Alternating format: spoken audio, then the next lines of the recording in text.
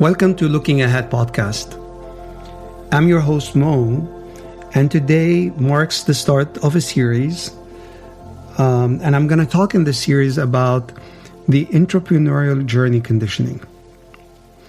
And throughout those series, I'm going to share my journey, some of the learned lessons, some of the stories that you can take with you for either inspiration or to learn about a few things that you should not do, or maybe a few things that you should start doing to prepare yourself for the journey. Now, a quick story. Before I started as a full-time entrepreneur 4.5 years ago, I almost read every available book about about startups and about preparing for being an entrepreneur. And I met a lot of people also asking for their advice and what to do. And I got started. And then halfway through my journey, I looked back and I realized that I made almost all the mistakes that everyone advised me not to do. So I paused and I asked myself, what is the reason for that? Why am I doing all those mistakes, even though I know that I should not be doing them? So after weeks of reflecting and thinking, I realized that I was out of balance. I was not really conditioned for that journey from the beginning properly. I was not ready to learn. I was not ready to really read the messages of everything changing and taking place around me. But after changing that perspective and becoming back again in balance, things changed dramatically. I was able to learn. I was able to observe. I was more sensitive to the change and responding more effectively. It was still a hard journey. And, don't get me wrong. It's still a tough journey to go through. But you need to learn. You need to have a perspective where you are basically able to accept what is going on and grow in that journey. So in that series, I will go through a few things, hopefully, that would become interesting to you and you would apply, whether in your startup or in your career. So we will talk about the typical emotional journey that anyone will go through to build something great, whether that's a startup or something else. I will also go through the 5 necessary success factors that you should prepare for and nurture for your journey. I will share some practical steps about how can you really build internal strength and build a support structure around you so that you can keep growing throughout the journey with the least amount of pain. So whether you're a full-time entrepreneur or just getting started, I really highly recommend listening to the whole series. At least you're going to get out of it with some interesting stories that you can carry over after that. So let's get started. I almost forgot. By the way, stay tuned until the end of this episode. I'm going to share something interesting for you so that next time you can get prepared with a few practical steps to get started in building an internal strength with me. So I'm an entrepreneur who just decided to just do it. After a long professional life as an engineer, a product manager, and being in different leadership positions. Prior to being a full-time entrepreneur 4.5 years ago, I read a lot of books about management, about entrepreneurship, and how to prepare myself for that journey. And yet I made all the mistakes that those books and courses told me not to do. And the reason I was out of balance most of the time. I learned a lot about myself and about the journey, the hard way, of course. So in numbers, during the last 4.5 years as a full-time entrepreneur, I was about to shut down 3 times. One of them was just 1 week away from running out of money. I pivoted the company and the product twice. I lost my co-founder. I rebuilt the team with my new co-founder twice. I changed the business model more than once. I lost my father. I had the challenge to deal with 2 teenagers at the house. And I talked to hundreds of VCs and customers. Most of them told me no. Now, I was lucky and I just made an exit. And I'm far from being done. But I thought that what I learned so far worth definitely sharing with you. And I don't want you to go through the same amount of pain that I went through. It is a tough journey anyways, no matter what. But you do not want to lose yourself and your balance along the way. So this series is all about how to condition yourself as an entrepreneur for such an exciting and at the same time challenging journey. Let me get started by asking you a few questions. What is the average age of an entrepreneur in the Silicon Valley? How many years does it take to build a billion-dollar company? How many venture-backed startups actually make it?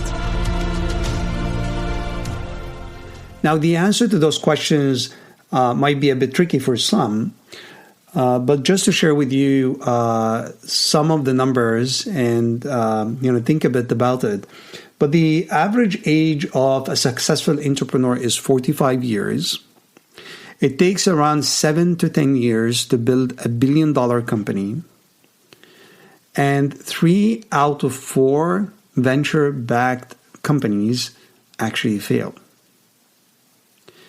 And if you just think about those numbers, you may realize that some of them are not really the typical that you hear in the media. And this is where a lot of problems actually get started.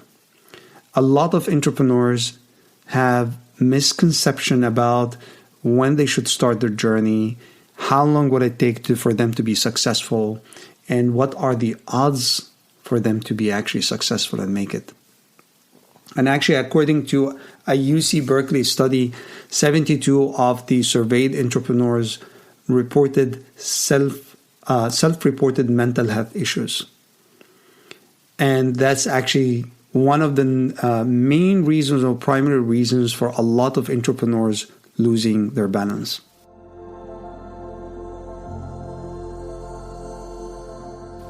Now, being an entrepreneur is a challenge.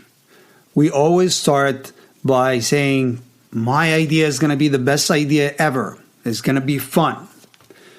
And then all of a sudden, after we get started, we go through a painful journey of, going down into the dark swamp of despair. And it's truly one of the hardest journeys. From the numbers that I just shared, failure is dominant. You as a founder, especially if you are the CEO of your company, you're going to feel lonely most of the time. You're going to be misunderstood for a really long time. You're going to deal with the unexpected every day. Losing a key employee, unable to secure funding, losing a deal with a potential customer, the loss of unexpected stuff that can happen. And it's a long journey. It's measured in years, as I mentioned just a couple of minutes ago. And no matter how much funding you get, you're going to be always limited in resources. And that's why it's one of the most challenging journeys.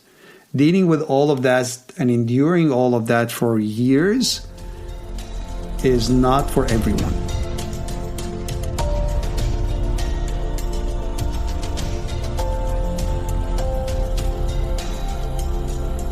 Describing the entrepreneurial journey as one of the hardest journey doesn't mean that you cannot do it.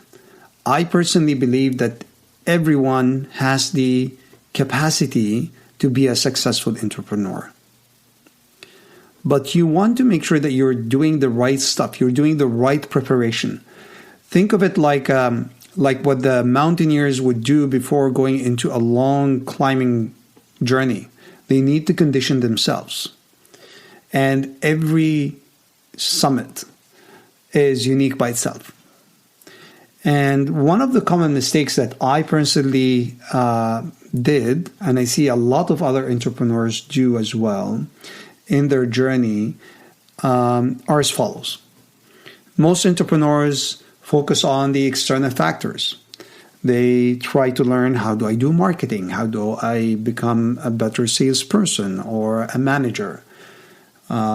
They basically fall victims of the startup and hustle porn, as being called right now in the Silicon Valley and in many other places. The media would like to show the abnormal stuff as normal, and they would like to grab your attention anyway. So they would like to show you, for example, a college dropout building a company that worth billions of dollars in a year or less, and they're having money thrown at them every day. That's not normal. It may happen, but it's not normal. It's not something that you would build your plan and your expectations on. A lot of entrepreneurs also ignore building internal strength. They do not really understand, or most of the time they underestimate the amount of pressure that they're going to be under. And as a result of that, they just get broken. They get a lot of scars out of that journey, and some of them are permanent. And the last mistake that I see happening most of the time is starting late or ignoring how to heal themselves. There are many studies, recent studies that came out defining resiliency as not the ability to withstand adversity, but resiliency is how much you spend time and effort recovering yourself from intense work and stress. So this journey is all about how you can avoid those mistakes and make sure that you're focusing your energy on the right elements to be successful inside out. There is an emotional journey that any one of us will have to go through as you create something big and great. It all starts with, this is the best idea ever. It's going to be fun. And then after that, you go downward into doing the real work. And you realize, oh, it's harder than I thought. It's going to be a lot of work. And then all of a sudden you find yourself not really liking what you do. And then you would say to yourself, this sucks. I have no idea what I'm doing.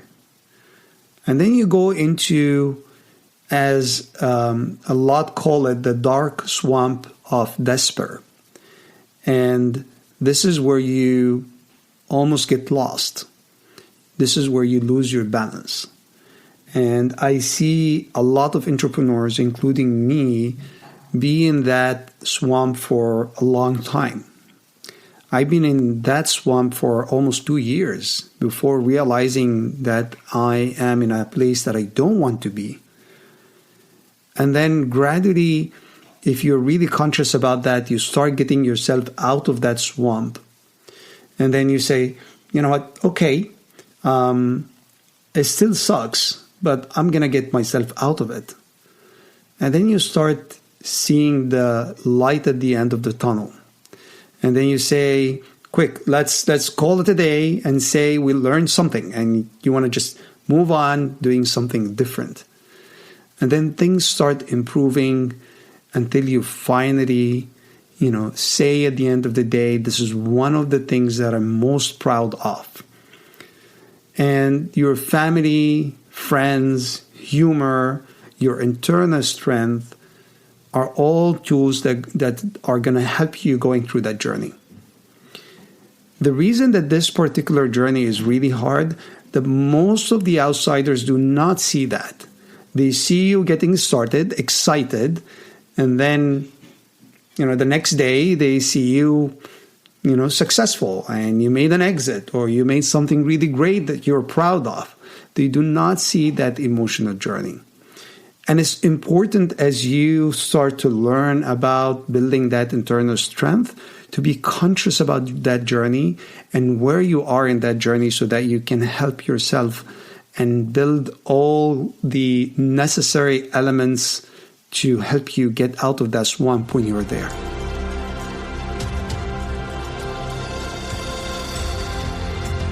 So what is entrepreneurial conditioning anyways? One of the definitions that I personally like is it's being the best version of yourself so that you learn and grow at all personal and business dimensions. If you visualize what I just mentioned about that emotional journey, you want to build a bridge that will take you over that swamp. You do not want to be in that swamp of despair.